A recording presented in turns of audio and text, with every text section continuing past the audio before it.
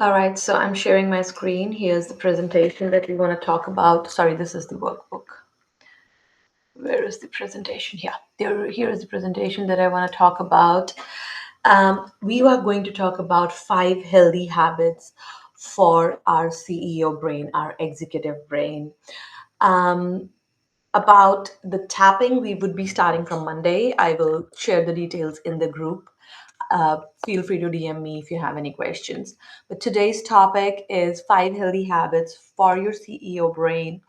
And what are the day to day actions that you can take to keep this executive brain, the brain that actually uh, takes decisions for you, does the analysis for you, and does all the heavy lifting, how to take care of it, and what are the things that can be done. Okay, so we'll be talking about these 5 healthy habits. And we actually, when I was doing studying this neuroscience for business from MIT, I was actually encouraged to keep a track of these habits in an Excel, in a tracker for the whole period of our studies, to see how these habits impacted in on a daily basis. Okay, so we are going to talk about these 5 habits. These are the declutter, oxygenation, nutrition, sleep, and hydration. It sounds like very, something that's very, very normal, very obvious. However, it's very easy to, keep them on side and not paying the full attention to it. So I would actually like to start with the second habit, that's oxygenated, because the declutter is something that I want to spend the most time on. So I'll come on it later. However, for now, we will start with oxygenation. So, for oxygenation, what basically it means is 2% of your body weight and 20% of your oxygen. So, what happens is your brain needs oxygen to work. Okay, so it is just it consumes 20% of the oxygen that we breathe is consumed by the brain. Okay, so when you are stressed, when you're busy with this stuff, and our breaths are shallow, what's happening is our decision making is being impacted. So the effort I'm making here is to show you what we are doing on, our practices, how they impact our decision making, our brain. Okay, so when you're stressed, your breaths are shallow, and this is directly impacting your decision making. So what you can do, and exhale is the only part of this breath that we are actually controlling, right? You're not involuntary. I mean, you can control exhale also, inhale also, but the exhale can be longer. Okay. So we can actually, in the nervous system, that is the only part of a nervous system that we can control. So what we do is we actually treat it as a switch. Okay. So, one of the very good ways, a long exhale, I always say that, you must have heard me saying this like a broken record, that a long exhale is a signal to the brain, to your nervous system, that you are safe. Okay, so every time you exhale long, you're telling your nervous system, I'm safe. And that's actually a very, very good practice to have, especially in nowadays with so much of simulation, with all this social media and 50,000 tabs open in our head. That's actually a good way to release it. A quick practice you can do is you can take 2 quick inhales and then hold it for a few seconds. I'll add hold for a few seconds to it, and then release longer. If you do it 3 times, like count to 4 to 5, you keep it in, and then hold for a 5 breath, and then exhale longer. That will really help with the releasing the stress, oxygenating your brain, and telling your brain that everything is safe. Okay, so this was oxygenation. Of course, exercising, aerobic exercising, all of this helps. But I wanted to give you a quick tip a quick trick to do that in under 1 minute. The next one, nutrition. Again, this is the obvious one. Nutrition is important for the whole body, but good fats, good nutrition is very, very impactful for your brain. So whatever is the serotonin that you're making in your gut, actually 90% of it is being used in the brain. And chronic under eating reads as famine to your nervous system. When you're eating less, your nervous system is scared. It is feeling damn unsafe. All right.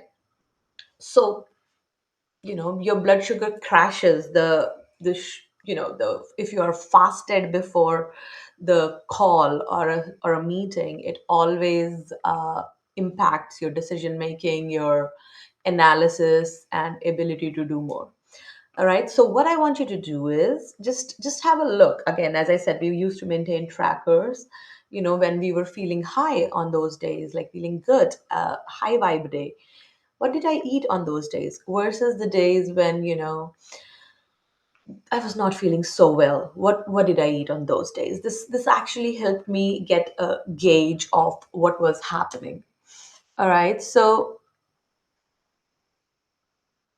yes, this is a very good habit that you can add to your routine, and that is this protein intake. Within 1 hour of waking up, if you're able to eat a protein rich diet, it actually helps you a lot. Your brain's cognitive functions a lot. Another obvious one is sleep. We all know we need to sleep at least 8 hours. How many of us are actually doing it? And it's really impacting our ability to take decisions, our cognitive brain, whatever we are able to do, analyzing, staying calm, seeing stuff that is already available in front of us. All of this is impacted by sleep. And nowadays people are very proudly saying, I'm so busy, I don't have time to sleep, I only sleep 5 hours because I have to do XYZ. But it is impacting everything that you're working towards. And caffeine energy, so basically, you will not have energy if you didn't sleep at least 8 hours. What you're seeing is basically you're using reservoirs and they're not going to last for longer. And caffeine is actually giving you, it's just blocking the tiring signal. It's just giving you a deception that you are energized. It's not energizing you. All right. So, eventually you are gonna crash. The only way to not do it is sleep for 7 to 8 hours, slowly increase it without taking pressure for it. So before, one of the good practices I feel is that before going to bed, if you are worried about some stuff, just write it down and see what you can do about it. Like, for example, there are three things going on in your head.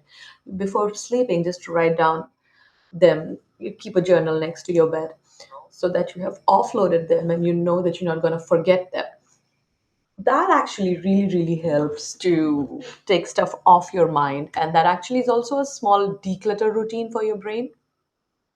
And I will, when we talk about declutter, you'll see much more in detail about this offloading script, but sorry, offloading activity.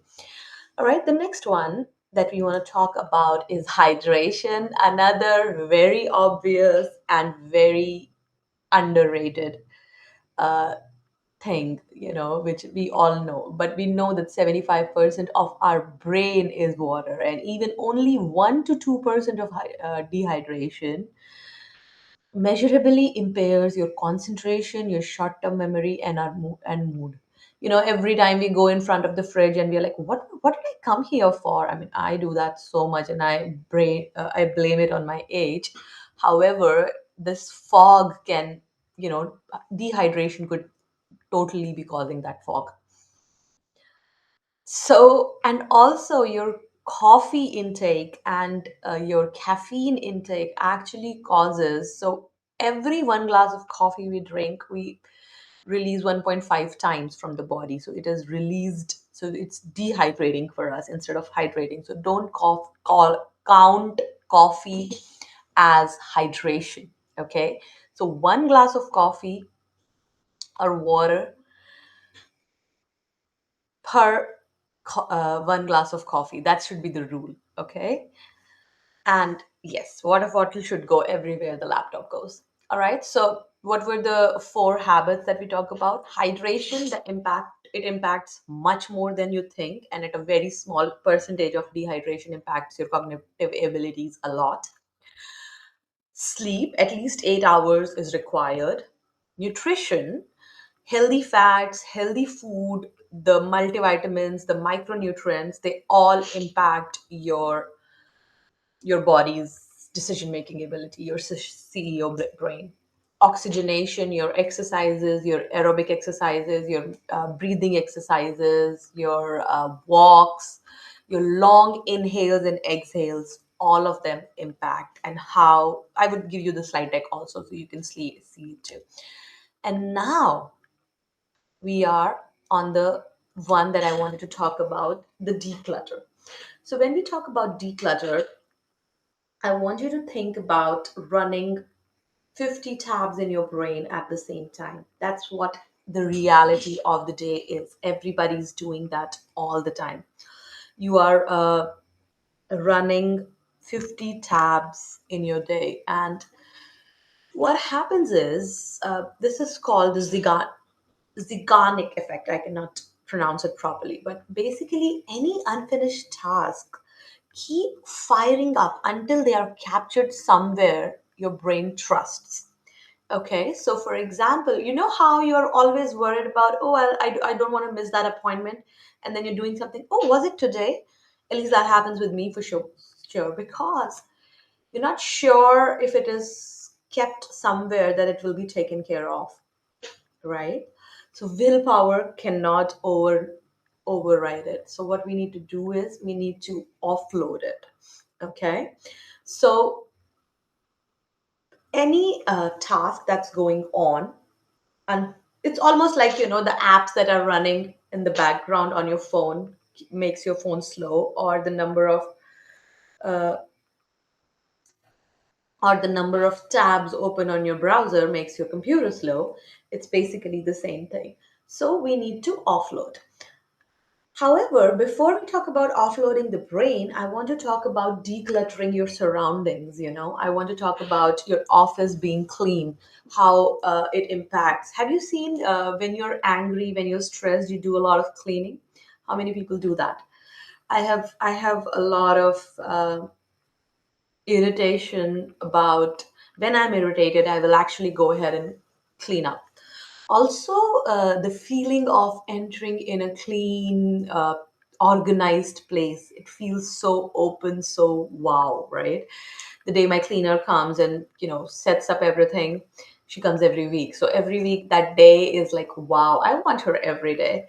So, these are the feelings I'm talking about. But I want you to take it a step further. Of course, we want to declutter our office, our working environment, our bedroom, of course, our home also, if technically possible, like if the time permits, everything should be decluttered. But we prioritize with our work area and our sleep area at least. However, I would say every time you open a phone and you scroll through the apps to find the app that you were going for is a waste of cognitive ability, because there is energy involved in navigating through all the apps to reach the one that you were looking for. That's why organized workspaces, organized phone is very useful. Just deleting the apps or hiding the apps from your desktop or your phone wallpaper, phone's home screen helps a lot. A lot of this cognitive functions are impacted by it. All right, now let's talk about the mental tabs, the mental declutter. There are multiple techniques that we use for mental declutter. These are the So first of all, journaling, any kind of journaling, any kind of brain dump is amazing. Meditation, just sitting down and breathing for a while, is another one. Mentally closing tabs is another one. Like, you just know that these are the five things I've been planning to do. Maybe I'll just not do this one. That's a mental closure to that tab. Or I will not think of it before X date or X hour of the day. That is how you mentally declutter. These are the three practices I want to talk about today, give you some examples, some concrete ways of doing it. The brain dump, which is like, this one's like really powerful. And in fact, I've actually make a worksheet for taking it further. So what you do is you sit down for 10 minutes with a pen and paper, preferably. You can do it on a computer or a phone also, but I suggest you do it with pen and paper, because these two nerves, the nerves that are used in writing, go directly, so they collect to your brain directly and to your heart. So they are basically, it's writing is the most powerful way of expressing thoughts. Like it's much more powerful than typing for sure. All right. So but either ways, do it. Write everything that's going on in your brain, and then you just categorize it further. Just check, let's check the worksheet. This is the worksheet. Okay, so the worksheet is the CEO brain declutter. Okay, so there is a little introduction about your prefrontal cortex, how it works, and what the Ziegler effect is, Zeigarnik effect is. Okay, your brain is for having ideas, not holding them. Externalizing, decides, schedule everything, you know externalize, decide, or schedule everything else, because externalizing, deciding, and or scheduling it basically stops that loop from consuming the energy and the memory in your brain. Okay, so what you do is you basically dump everything. Okay, whatever is going on your mind, like things that you need to do, then things that you want to do, things you could have done, things that you're upset about, things that all everything related to your doctor's appointments, your household stuff, your chores, your cleaning, your kids appointments, your grocery lists, your work schedule, things that you need to plan, the trainings that you need to plan, the offers that you need to plan, the meetings that you need to work on, whatever is going on. I want you to dump everything here. Okay, and once that's done, I want you to because yeah, keep going for at least 10 minutes, because the important stuff surfaces at the end. So once you're done for 10 minutes, don't get up before the 10 minutes are over. You can take more if you want, but at least 10 minutes I suggest. And then once it is done, I want you to categorize it. What are the ones that you can take actions on? There will be only 3 to 4 most priority tasks that need to be taken action on today or within 24 to 48 hours. You decide on them.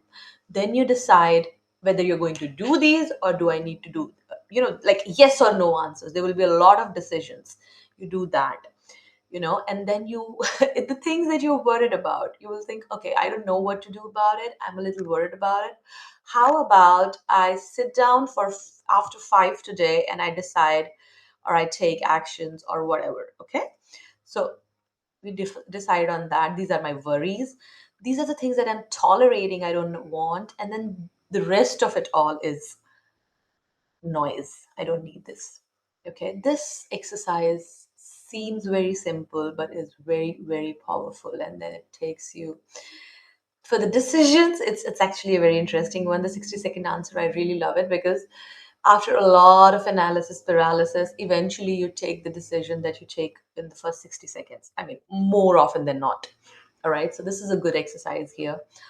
And then your worries, this is a good way to see if it actually happens, what is the first thing that I would do that gives your brain a signal that, okay, I'm prepared for it. All right. And what are you tolerating? Is there something that you can get rid of? And then after that, I want you to go ahead and rate your mental tabs out of 10. How less have it been? And did it decrease at all? All right, so that was the exercise. This workbook will be available to you. Then the next one, I think we did the whole thing. Yes. So this was the worksheet about. You can just go ahead, and this will take you not more, should not take you more than 30 minutes, because 10 minutes of dumping, the brain dump, and then sorting them, and then taking actions accordingly. I just explained everything to you. All right. So that's what I wanted to talk about today. Because I wanted to prep the nervous system for declutter and for relaxing. I want to give you, I know I talk a lot about EFT tapping. However, EFT tapping is only one of the many tools. I wanted to give you a little more hands-on tools that you can use on a regular basis. These tools will help you go a long way. And now I want to talk about the workshop that is coming up Monday onwards, because nervous system safety decides everything. Your cognitive ability, all of this helps. However, if your nervous system is not ready to take that decision because it feels safe, you're not going to take that decision. If it doesn't think increasing the prices are safe, or getting those new clients will make me more visible, and it's not gonna let you do that. You are not gonna take those actions. You're gonna freeze. You're gonna find 50,000 other reasons, not logically. Like, your subconscious is not gonna allow you to do it. All right. So that's why I wanted to do a workshop in my community, where for the 5 days we will be meeting every day, either live, or I will leave the recordings like this, and you can go ahead and tap on your own and report your progress. But what would we be doing is, we would be EFT tapping about next level of wealth. All right. So they say having is a sign of wanting. So what you have is what you want. I want to say that what you have is what you feel safe to receive. And now, in the next 5 days, I want to change your ability to receive. I want you to feel safe to receive more. All right. And I know you're going to love it. I recently did this workshop in another group of people, and we had phenomenal results. Um, I myself have been using this tool for a regular basis. If you don't know what EFT tapping is, let me actually give you a small introduction. EFT tapping is called emotional freedom technique. This technique was, I think, initially used for the Vietnam War veterans, who to get them out of the post-war trauma. So what they did is, they basically tap on the meridian points, and so the Chinese meridian points, while speaking the issue that was happening. So, for example, in our case, the scenario would be, visibility is scary for me. And if you want to grow your business, but if visibility is scary for you, you're not going to take those actions, right? So we speak the actions while tapping through the point. So what happens is, basically, as per Hebb's law, neurons that fire together wire together. So your brain, your nervous system has been linking visibility to unsafe. Okay, so visibility and safety are not connected. Visibility and threat are connected in your brain. So if these two are neurons, there are protein bonds that actually cause these, because these were the two, whenever you tried to be visible, you got scared, and now these two are connected. These two are like cause and effect of each other, right? So and there are protein bonds formed against around these neurons. Okay, so these two fired together, that's why they wired together. So visibility and threat fired together, so they are wired. However, what we want to do is we want to break these bonds. So tapping does that, breaking the bonds. So this is the tapping. We tap through the meridian points while speaking the statements. It breaks the bonds, and we actually fire the safety neurons at this time. So we talk about visibility, and this time we also tell the brain that it is safe. And what happens is we break these bonds and make new connections. All right, so instead of being this, we are doing this or this, whatever. So, this is what is happening in your brain while we are doing EFT tapping. Okay, so I want you to understand this and join us on for the 5 days to tap into that next level of wealth, to release the fear of success, to release the fear of abundance, to release the fear of all of these are subconscious fears. You don't have conscious fear of abundance, right? It's a subconscious fear of abundance. And 95% of our actions are driven by our subconscious. All right, so I'll see you on Monday. If you have any questions regarding this workshop or regarding this workbook that I have given you, feel free to message me, DM me, or ask in the group. Lovely meeting you guys as always. Happy manifesting.